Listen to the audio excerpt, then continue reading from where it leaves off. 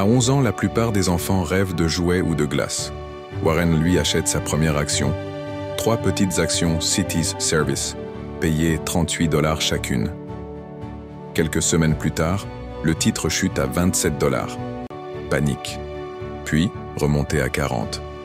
Il revend tout. Il a gagné 5 $. Et perdu bien plus. Quelques mois plus tard, l'action grimpe à 200 $. Cette première leçon, la patience, va marquer à jamais le jeune Buffett. Elle deviendra l'un des piliers de sa stratégie d'investissement. Mais à ce moment-là, personne ne pouvait imaginer que ce gamin timide d'Omaha allait devenir l'investisseur le plus respecté de l'histoire, à la tête d'un empire de plusieurs centaines de milliards. Tout commence dans les années 1930, en pleine Grande Dépression. Warren naît en 1930 dans le Nebraska. Dès son plus jeune âge, il développe une obsession pour l'argent. À 6 ans, il revend des packs de chewing-gum porte à porte, puis des bouteilles de Coca-Cola, des magazines, des journaux. Il fait du porte-à-porte non pas pour survivre, mais parce qu'il est déjà animé par un esprit d'entrepreneur. À 15 ans, il possède plusieurs distributeurs automatiques de soda. Il déclare sa première déclaration d'impôt en déduisant sa bicyclette et son horloge. Oui, à 15 ans, il a déjà compris que le système fiscal est un jeu avec ses propres règles. Mais Buffett ne veut pas simplement gagner de l'argent. Il veut comprendre comment le faire fructifier. Il découvre un livre qui va changer sa vie. The Intelligent Investor de Benjamin Graham. Une révélation. Buffett se plonge dans les écrits de Graham comme d'autres lisent des romans d'aventure. Il veut devenir son élève. Il s'inscrit à Columbia dans le seul but d'étudier avec lui. Mission réussie. Graham l'embauche même brièvement. Mais Buffett veut plus. Il retourne à Omaha, convaincu qu'il peut appliquer la méthode Graham, l'investissement value, d'une manière encore plus puissante. Il monte son premier partenariat à 26 ans. Les règles sont simples. Il ne promet rien, mais il investira l'argent de ses partenaires comme si c'était le sien. Résultat, des rendements stratosphériques. En quelques années, Buffett bat largement le marché. Mais il ne s'arrête pas là. Il achète une entreprise textile en difficulté, Berkshire Hathaway. Ce sera son cheval de Troie, un simple véhicule d'investissement, mais qui deviendra l'un des plus grands conglomérats au monde. La stratégie de Buffett est radicalement différente. Il n'achète pas des actions, il achète des entreprises, et pas n'importe lesquelles. Des sociétés simples à comprendre, avec un avantage concurrentiel clair, un bon management, et surtout, sous-évalué. Il mise sur le long terme. Il ne suit pas la hype, il ne regarde pas les tendances du jour. Il achète Coca-Cola, American Express, Jayco, et les garde pendant des décennies.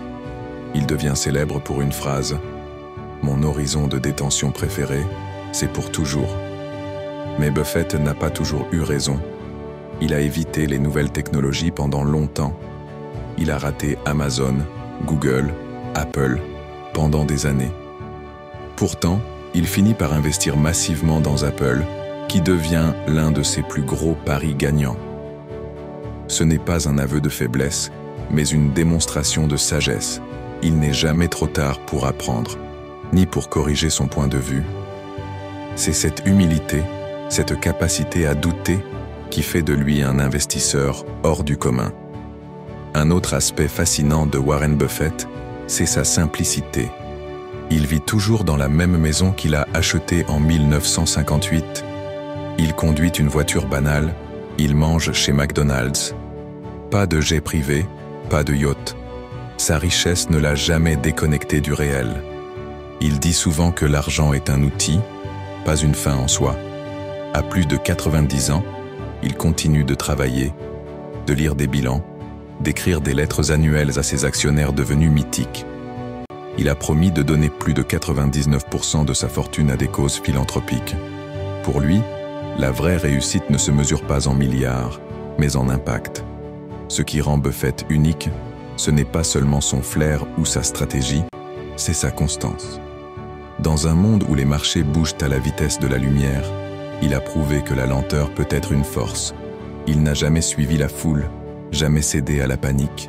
En 2008, Alors que tout le monde fuyait Wall Street, Buffett écrivait « Soyez craintifs quand les autres sont avides, et avides quand les autres sont craintifs. » Il a investi des milliards pendant la crise, alors que les autres vendaient, et il en est sorti encore plus fort. Warren Buffett, c'est aussi un conteur. Chaque année, dans ses lettres aux actionnaires, il partage non seulement ses résultats, mais surtout sa vision du monde, avec humour, clarté et un sens pédagogique unique. Il ne parle pas aux experts, il parle à tout le monde. Et c'est peut-être là son plus grand talent, rendre la finance compréhensible et humaine. Il incarne cette idée simple mais puissante que la vraie intelligence, c'est de rester compréhensible. Alors, comment un gamin qui vendait des chewing-gums est-il devenu l'investisseur numéro 1 au monde?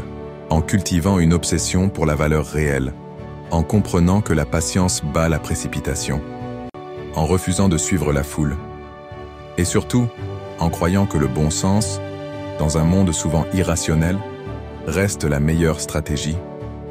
Dis-moi en commentaire si toi aussi, tu aurais eu le courage d'acheter des actions à 11 ans. Et si ce parcours t'a inspiré, pense à t'abonner à The Biz Hackers pour découvrir d'autres histoires vraies qui changent le monde. Parce que chaque empire commence quelque part, parfois avec un simple chewing-gum.